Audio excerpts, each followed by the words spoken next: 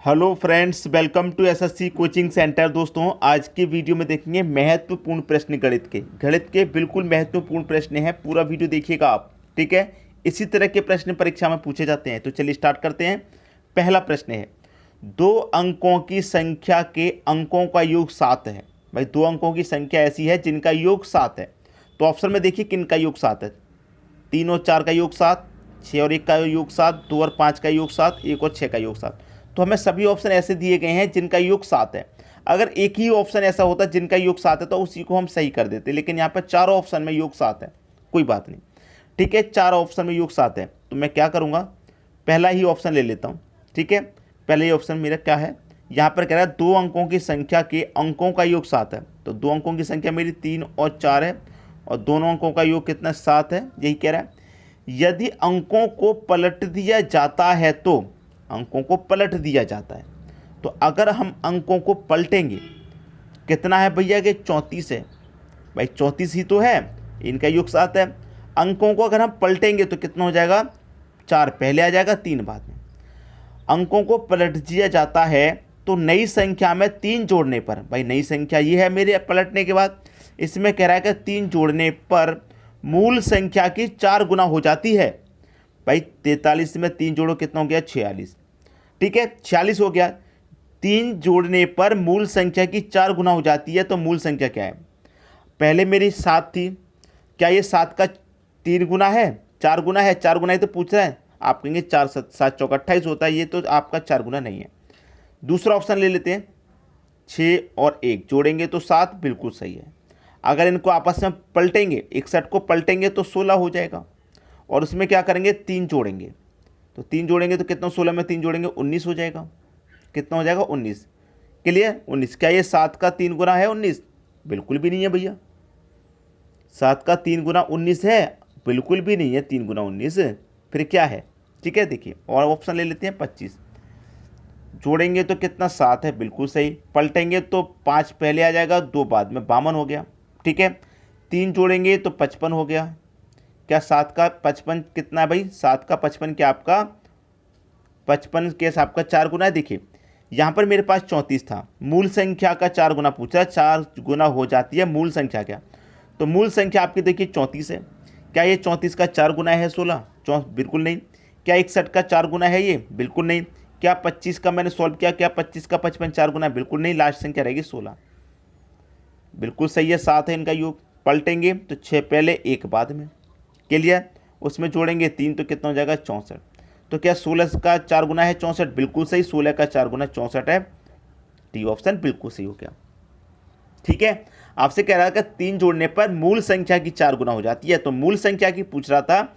हम 7 का 4 गुना कर रहे थे, यहाँ पर 7 का गुना 4 नहीं, मूल संख्या का। तो मेरे पास मूल संख्या तो ये दे रखी है ना, इनका 4 गुना होना चाहिए, ठीक है। तो आपका 16 का 4 गुना 64 होता है, 16 आपका सही आंसर हो गया। अब देखेंगे अगला प्रश्न। अगला प्रश्न है, कप्तानों और सैनिकों को मिलाकर कुल 1200 व्यक्तियों का एक समूह एक रेल यात्रा कर रहा है, ठीक है। यदि प्रत्येक 15 सैनिकों के लिए एक कप्तान है तो उस समूह में कप्तानों की संख्या कितनी है? ये हो गया दोस्तों आपके सैनिक, ये हो गया कैप्टन, ठीक है। प्रत्येक 15 सैनिक के लिए, प्रत्येक 15 सैनिक के लिए एक कप्तान है, ठीक है। प्रत्येक 15 सैनिक के लिए एक कप्तान है। तो यहाँ पर पूछ रहा है कि एक कप्तान है तो उस समूह में कप्तानों की संख्या कितनी रही होगी, कप्तानों की संख्या कितनी होगी, जबकि टोटल व्यक्ति कितने दे रखे हैं आपके पास 1200। जब टोटल कप्तान और सैनिक मिलाकर के टोटल 1200 हैं तो कप्तान और सैनिक का आपका योग भी कर लो, अनुपात का कितना हो गया 16। ये भी योग और ये भी योग, तो 16 से डिवाइड कर दो। इसमें कितनी बार जाएगा भाई, 16 से जाएगा आपका कितनी बार में से कटा लूँ, 4 चौके 16, 4 त्रिका 12 और 2 जीरो मतलब 300, ठीक है। 4 से कटाऊंगा, 4 सत्ते 28, 2 बचेगा 20, 4 पंजे 20, 75 बार में कट गया। कितनी बार में कट गया भाई, 75 बार में। 75 का मल्टीप्लाई मैं 1 से करूँ तो 75 ही रहेगा और 75 का मल्टीप्लाई 15 से करूँ तो कितना 1125 हो जाएगा। अब देखिए टोटल संख्या 1200 थी, 1200 में से सैनिक कितने हैं 1125 और कैप्टन कितने हैं 75। आपसे पूछा उस समूह में कैप्टन की संख्या कितनी होगी भाई 75 हो जाएगी। 75 दे रखा है बी ऑप्शन में, ये आपके प्रश्न का सही जवाब है। ठीक है दोस्तों, अब देखेंगे हम अगला प्रश्न। अगला प्रश्न है 3 अनुक्रमित संख्याओं का योग 333 है, अंतिम 2 संख्याओं का योग क्या होगा। भाई देखिए आपके पास 3 अनुक्रमित संख्याओं का योग 333 है। कितना योग भाई आपके पास योग है 333। कितनी संख्याओं का 3 संख्याओं का, 3 से डिवाइड कर दूं 1 1 1 बार जाएगा। ठीक है, ये क्या होता है मेरा औसत होता है। ठीक है, ये क्या होता है औसत, आपके बाद डिवाइड करने के बाद जो आता है वो औसत है। संख्या कितनी है 3, 1 2 3 संख्या है। ठीक है, जो औसत होता है वो होता है आपकी बीच वाली संख्या 111 बीच वाली संख्या। संख्या कैसी है अनुक्रमित, अनुक्रमिक का मतलब लगातार। तो 111 से पहले 110 आएगा और 111 के बाद में 112 आएगा।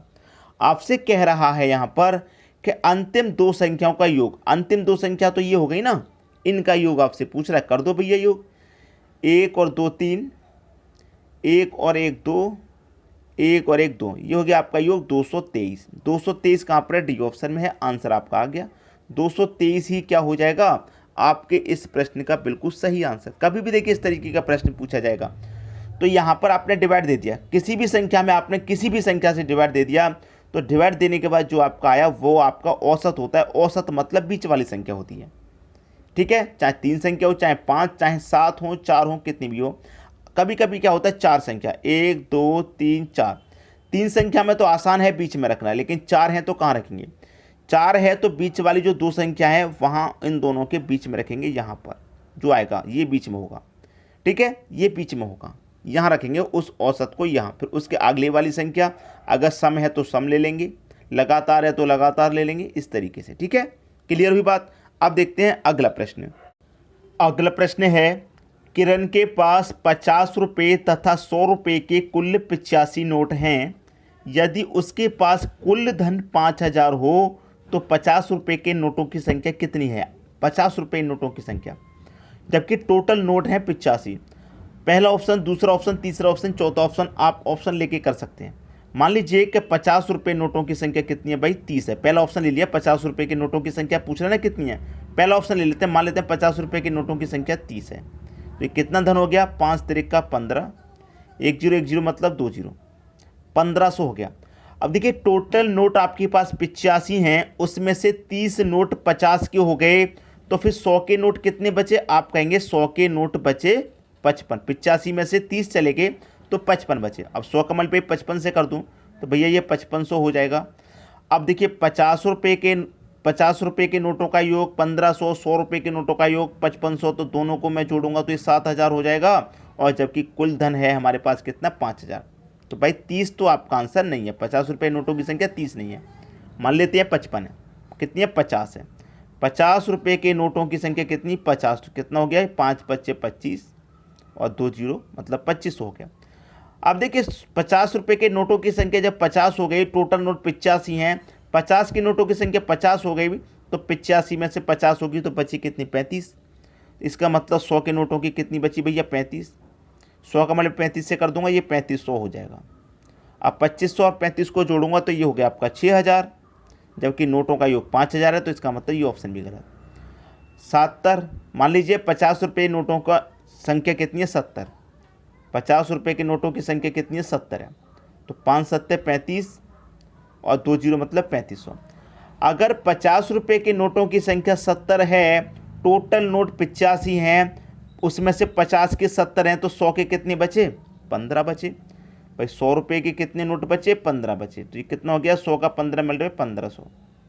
अब जोड़िए 3500 1500 को जोड़ेंगे तो 5000 आ जाएगा, और हमें योग कितना दे रखा है 5000 ही दे रखा है। तो अब हमारा सही आंसर आ गया। अब हमारा क्या आ गया सही आंसर। ठीक है, तो 50 रुपये के नोटों की संख्या कितनी होगी 70 हो गई। मैं चाहता इसको तो कर देता जल्दी जल्दी, आपको समझाने के लिए एक एक स्टेप इतना समय लगता है, और उम्मीद करूंगा कि ये प्रश्न आपको अच्छे से आगे होगा, क्योंकि बहुत इंपॉर्टेंट नोट है, बहुत ही इंपॉर्टेंट प्रश्न है ये। ठीक है, अब देखेंगे अगला प्रश्न। अगला प्रश्न है 1/3 प्लस 1/3 की पावर 2 प्लस 1/3 की पावर 3 प्लस 1/3 की पावर 4 का मान क्या होगा। प्रश्न है आपके पास 1/3 प्लस 1/3 की पावर 2 प्लस 1/3 की पावर 3 प्लस 1/3 की पावर 4, ये प्रश्न है। अब 1/3 हो जाएगा प्लस 1/3 की पावर 2 का मान क्या होता है भाई, 3 की पावर 2 का मान 9, 9 लिख लेंगे, प्लस 1 के बट्टे में 3 की पावर 3 का मान 27, प्लस 1/3 की पावर 4 का मान 81 होता है। पावर को हमने सॉल्व कर लिया, ठीक है, पावर को हमने क्या कर लिया, सॉल्व कर लिया। अब देखिए क्या होगा, 3, 9, 27, 81 का हम एलसीएम लेंगे तो कितना आ जाएगा भाई, एलसीएम आ जाएगा आपका 81, ठीक है, 81 आपका एलसीएम आ गया। 3 से काटो 81 को, कितनी बार में कटेगा भाई, 3 से 81 को काटेंगे तो ये कटेगा 3 दूने का 6, 2 बचेगा 21, 3 सत्ते 21, 27 बार में कट गया, और 27 का मल्टीप्लाई 1 से करेंगे तो 27 ही रहेगा, ठीक है। प्लस 9 से काटो 81 को, 9 से काटेंगे 81 को, 9 बार में कटेगा, 9 का मल्टीप्लाई 1 से करेंगे तो 9, 27 से काटो 81 को, 3 बार में कटेगा, 3 का मल्टीप्लाई 1 से करेंगे 3, 81 से काटेंगे 81 को, 1 बार में कटेगा, 1 का मल्टीप्लाई 1 से करेंगे 1, और बटे में कितना है आपका, सभी का एलसीएम 81। कर लो प्रश्न को सॉल्व, आंसर आ गया। 27 में 9 जोड़ेंगे 36, 36 में 3 जोड़ेंगे 39, 39 में 1 जोड़ेंगे 40, बटे में कितना है आपका 81। देखिए किस ऑप्शन में है, 40/81, 40/81 बी ऑप्शन में है, तो ये प्रश्न का सही आंसर आ गया। इस तरीके के प्रश्न को देख के कभी भी परेशान मत होना, ये मत सोचना कि हमसे नहीं होगा, ठीक है। प्रश्न करने का तरीका हम आपको बता रहे हैं, सभी प्रश्नों को आप आसानी से बना पाएंगे, ठीक है दोस्तों। वीडियो के लिए आपका बहुत बहुत धन्यवाद।